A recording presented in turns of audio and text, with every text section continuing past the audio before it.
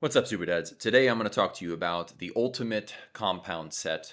It's something I call a synergy set. If you have been following my content for a while, you may know what this is already. You may have some inkling of what it is, but today I'm going to talk about it in some detail. And the reason I'm doing this today is because I just released a program. It's called Synergy Strength Split on Udemy.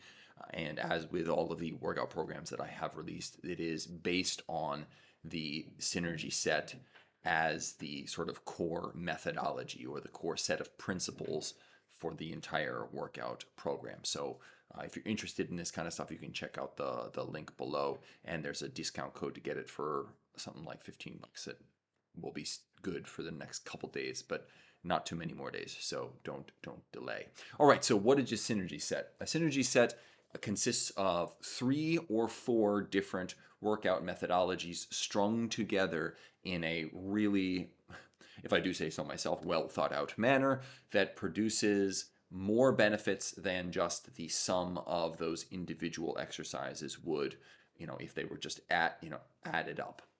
Which is exactly the definition of synergy, and that is why I used that name for it, in addition to the obvious alliteration that it's playing on. Okay, so what are these exercise methodologies? We're going to start with overcoming isometrics. That's our first methodology, our first phase of the synergy set. So you're going to try to find a style of overcoming isometric exercise that emulates as closely as possible the dynamic work that you're going to be doing after the overcoming version. So if you're going to be doing a squat, then you want to do an overcoming version of the squat that is very similar to the actual squat movement that you're going to be doing. Same thing with a bicep curl or an overhead press or anything like that. You want to emulate it as closely as possible because the overcoming isometric is going to prepare your joints, prepare your body for the load imposed by the dynamic movement, because you won't be able to put as much tension into your body. You won't be able to deal with as much load throughout your body once you're doing it dynamically as you can over doing the overcoming. But the overcoming is a very safe way to deal with those maximal loads. And so you're actually going down in the load that you're dealing with once you switch to dynamic. And that means your body is very well prepared for it. Obviously, there are also all of the benefits of overcoming isometrics. Things like it's going to improve the strength of your connective tissue. It's going to increase your ability to recruit motor neurons. It increases your muscular proficiency, your ability to use certain muscles and not other ones, or to use muscles in concert. It's going to increase your overall strength. All of these things are fantastic benefits of overcoming isometrics, and we're going to put them first because they help prime our body for what comes next, and because you're able to put a lot of strength into them this way, and thereby you're able to get a lot of strength gains back from doing them. Okay, so we're going to do our overcoming isometric anywhere from 10 to 30 seconds generally. You can do them for shorter than that, but given that the purpose here is in part at least to prime the body, we want to give it a little bit more time for that priming to occur. If we were to do 3-second or 5-second isometrics, it might not have the same effect. Though if you wanted to string together a few 5-second isometric holds, 2 or 3, let's say, that probably would have the same effect, and it would give you more strength benefits. Personally, I like to go from like 10 to 20 seconds or something like that. And this is at 70, anywhere between 70 to 100% of my ability to output force at that given time. Okay, we're going to go from the overcoming isometric. We're going to jump directly into the dynamic to failure. So you're doing one set to failure here. If you want to add in any sort of set extenders or intensifiers like drop sets or anything like that, you are certainly welcome to do that. But the keys here are you really want to minimize your ability, rest time for your muscles. Make sure that there's always tension in your muscles. Make sure that your rep cadence is smooth. It doesn't have to be exactly the same. I would say really accentuate the negative portion of the rep, the eccentric portion, the portion where almost most of the time you're lowering the weight. That's the part you want to really accentuate, and then you can go a little bit faster on the way up. But the real important part is that you don't ever do the turnaround quickly. Okay, the turnaround from going negative to positive or positive to negative needs to be slow, it needs to be controlled, and it needs to be very smooth to avoid the risk of injury. Okay, this you should aim to reach failure anywhere between 45 to 60 seconds on this. And when you've just done the overcoming isometric, this is not hard to do, even with very, very much so reduced weights. Like take something like a Romanian deadlift. I have reached failure with using this methodology with 8 kilogram dumbbells or 16 kilogram dumbbells without too much undue time spent, because if you invest more in that overcoming isometric, it makes you so much more fatigued that much lighter weight will do the job with the dynamic portion of it. Okay, so once you have reached failure and you've used your intensifiers or your extenders or whatever it is you want to put in there, if you want to put anything onto it, and let me point out, when you're reaching failure here, you're not just hitting what feels like failure and saying, all right, I hit failure, that's it. No. You hit failure, that's actually the beginning of the crucial portion of this phase. You want to push into that failure for at least a few seconds. Ideally you aim for like 10 seconds, but often it's incredibly painful and you're fatigued, so it can be tough, but that would be the ideal. Okay, now if you are still pushing into that failure point, then that's a great way to start off your third portion of the set, which is the yielding isometric. So that's where you reset somewhere along the rep range. That could be the top of the rep or close to the top, not all the way at the top where you don't have tension, but somewhere near the top, or the halfway point or something like that. And then you are attempting to hold against the resistance for as long as you can. Right? That's a yielding isometric. And this, I have a marker down that says 10 to 30 seconds, but it might not even take 10 seconds if you're highly, highly fatigued at this point. Okay, and so what does this yielding isometric do? It's gonna increase the muscular fatigue. It's gonna increase that time that you're spending proximal to failure, which is sending a hypertrophic signal to your body. Increases muscular stamina. It's great for mental endurance, the ability to put up with pain and fight against pain. All that kind of stuff is fantastic as well. And it's really going to give you a lot of time in the negative portion of the rep, because you're not just holding and then saying, oh, I can't hold anymore, and then putting the weight down. You're holding against the failure. So as you're failing, as you're going down, and you're fighting it and you're fighting it and you're fighting it until you reach the point where there's nothing left to fight, you've hit the bottom of the rep, when there's no tension left to have there.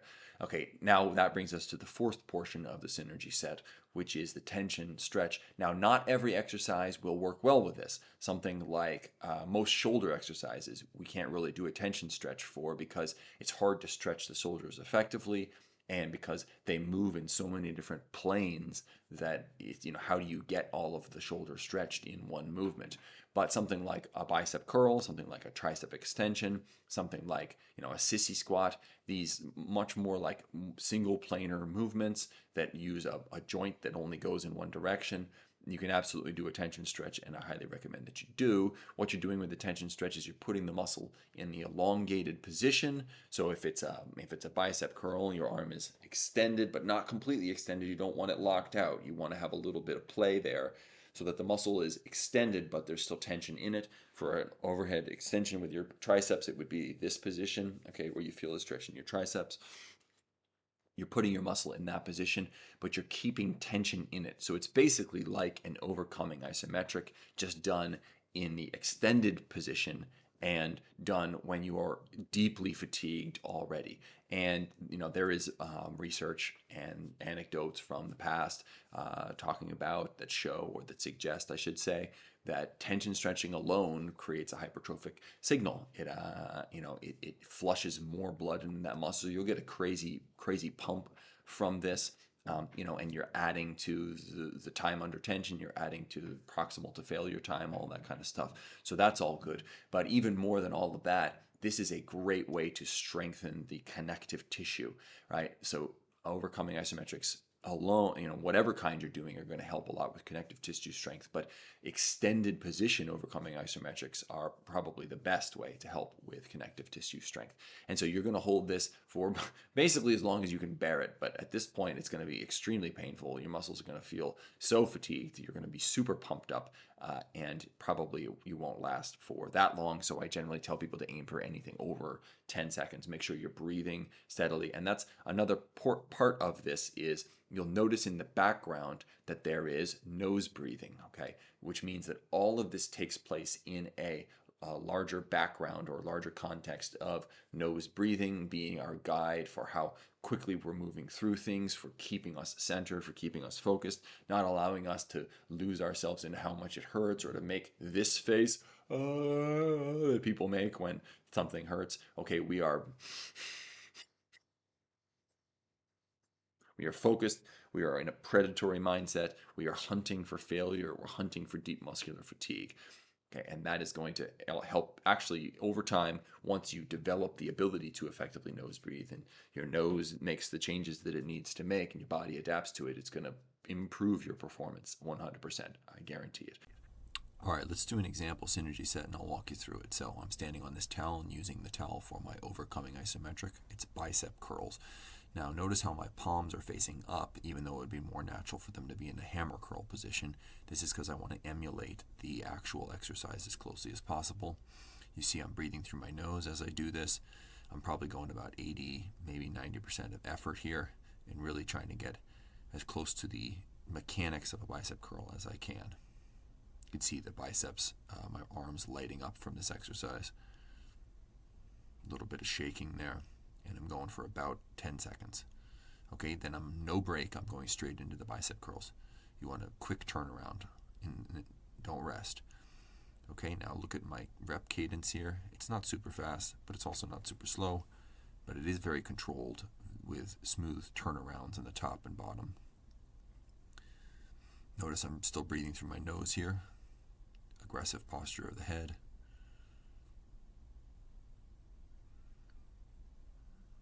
Never resting throughout the whole set. I'm going to reach failure in just a second or two here. There you go, momentary muscular failure. Still trying to push into it for a few seconds there. I'm not giving up. I'm using that time. Okay, now I reset at the top and I fight it on the way down. I'm fighting as hard as I can. The weight's just winning. I just want the weight to win as slowly as possible. Fighting, fighting, fighting, and I'm going to get to the bottom of this yielding isometric, and then I'm going to stay in that stretched position, and I'm not just stretching. There's a little bend in my elbows. I'm still trying to lift the weight. It's a tension stretch. You can see how painful this is. Okay, so I do that for about 10 seconds. Okay, and then the weights go down. Okay, so let's talk quickly about what the benefits are of doing the synergy set this way, and why I'm calling it the synergy set. Well, they fit these parts, the methodologies fit together so perfectly because, as we talked about with the overcoming isometrics, it helps prime your body for the dynamic movement. The dynamic movement helps make the overcoming isometrics tolerable long term. One of the issues that people have, even though overcoming isometrics are fantastically effective, is that if you have no way to measure them, or even just not moving, being static, can be a bit boring. It's not as motivating to wake up in the morning and say like I have to go push against a wall or something like that. But by combining them with the dynamic, you get that sort of release, I guess enjoyment of moving through a range of motion, feeling your muscles work through that range of motion. So that's great. Then you get the yielding isometric. Okay, I mean that's it works very nicely after the dynamic, and this is something you'll see a lot of people do just naturally. Sort of gym bro wisdom of finish a set and then do a hold it as long as you can, or do negatives at the end. That's basically what we're doing there. And then the tension stretch at the end makes a lot of sense there, because we don't have any strength left to move a weight, but we can always sit in a stretch and add a little bit of tension. Now, there are a bunch of benefits of this. It covers all of our bases, so we're working on absolute strength with that overcoming isometric. That nothing is going to build your strength faster than that will. We're working on hypertrophy through our dynamics and our yieldings and things like that. We're working on connective tissue strength. We're working on mobility through the tension stretching. We are covering all of our bases with a single set. Okay, so that is one of the fantastic things about it. Another one is this saves so much time. It saves an incredible amount of time. So if you think back to the way that I described it, we had a 10 to 20 second isometric. We have a 45 to 90 second, 45 to 90 second dynamic to failure. We have a 10 to 30 second yielding isometric and a 10 to 30 second tension stretch. So even at the absolute maximum, you're talking about what, 1 minute 20, it's about 3 minutes absolute maximum. But if you do a 3 minute synergy strength set, you are going to be you'd have to be incredibly high levels of stamina to do a 3 minute one. You'll see what I'm talking about. We add in the nose breathing and we're challenging our stamina, we're challenging our cardiovascular system as well, but in a way that's not like we're not blowing it out of the water. We're more gently challenging it, which actually is a faster way to cause, over the long run, over the long run, a better and more reliable and long run faster way to produce the adaptations that you're looking for. Most synergy sets will only take people about 2 minutes. And if you do like a synergy set of push-ups or something like that, I mean, you could be done with pushing for the day. You know, your triceps and your chest could be done in 2 minutes there. So incredibly time efficient, very, very safe, because you're never having to deal with heavy weights. And this is the third one. If you don't have a lot of equipment at home, you don't have great access to equipment, this is something that will make it won't matter, right?